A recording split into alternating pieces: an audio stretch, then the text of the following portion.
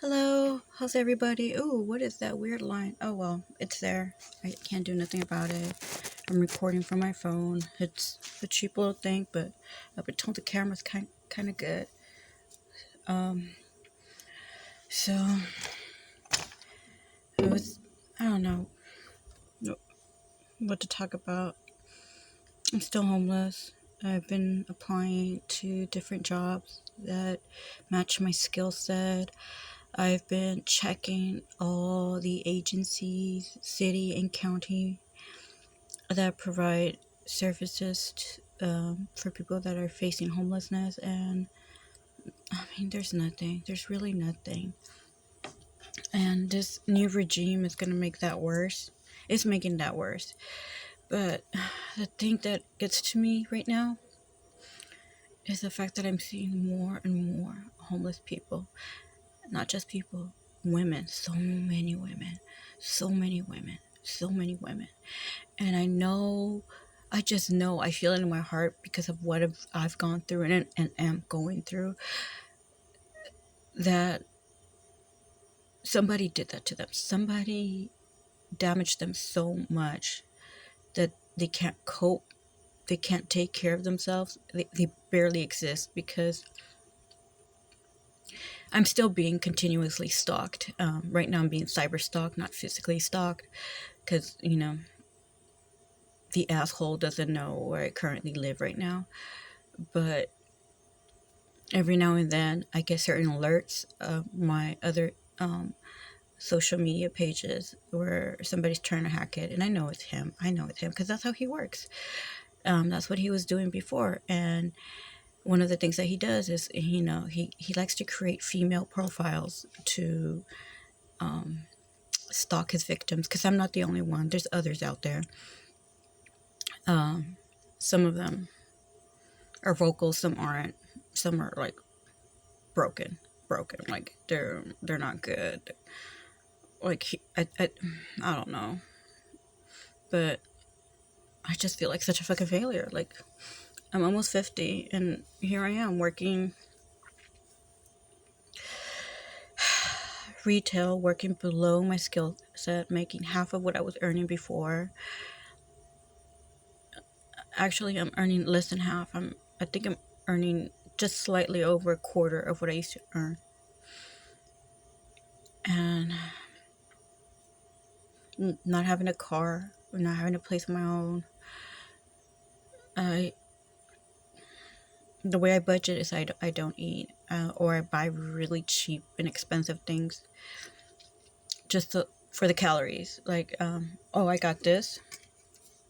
This was $1.20, I think, 29, grocery outlet. And then I got a loaf of French bread that was $2.50 at my local grocery store.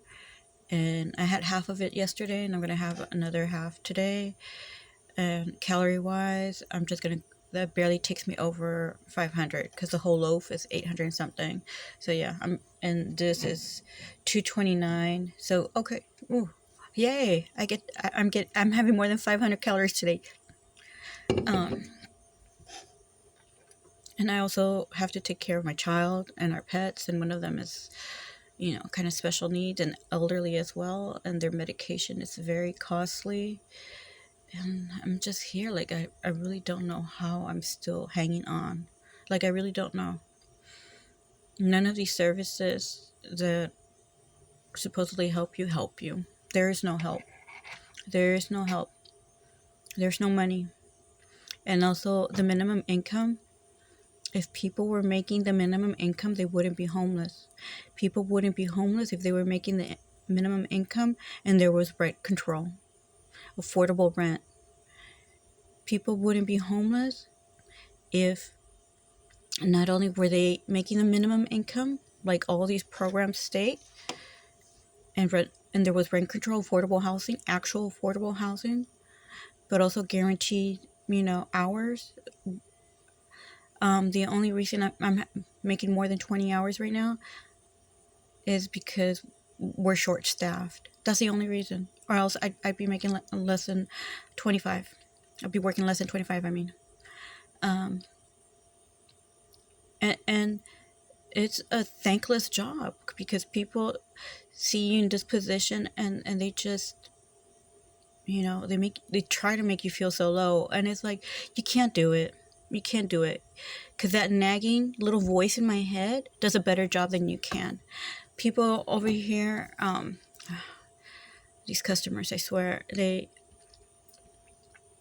first thing they do is when they don't get their way and they're throwing a tantrum, being a typical boomer or Karen, they'll say, "This is why you work where you work." And I had one guy tell me, "You are here. You're not worth my time. You're not worth my time arguing." And he was still arguing with me. But yeah, and now it's you have to do what you have to do to survive, even if it's barely surviving. Because right now I'm barely existing. I'm barely living. I don't find joy in a lot of things. I try to listen to things that are motivational and inspiring, and try to listen to my favorite music, and it's not the same.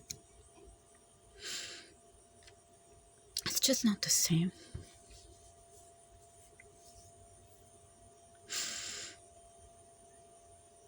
And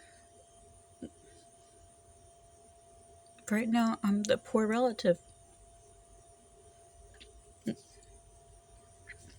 Oh God, I know.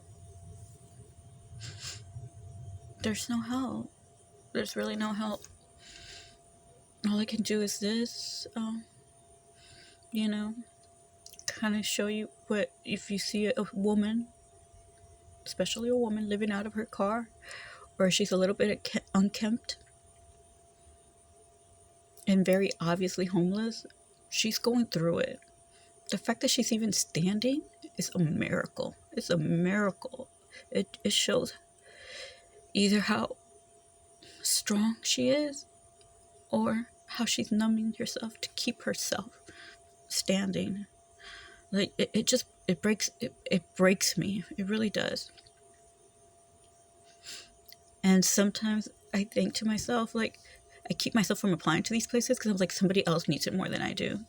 And then I get these very intrusive thoughts, and I'm like, oh no, you need it too. You are one of these people. You had it before. You had it going on before. You had your career, your apartment, your car, your child, your personal upkeep. You had it all, and now it's gone. You need it too. Look where you are right now. You need it too. And I'm just a failure. I'm just a failure. And I'm just, hoping for the best. It has to get better. It has to it has to, right? It's like the song is, I've been down so goddamn long that it looks like up to me. But, there's I'm so down. I've hit more than rock bottom, and I've heard a lot of people, they need to hit their rock bottom to pull themselves up, and I'm there. Like, I've been hit it.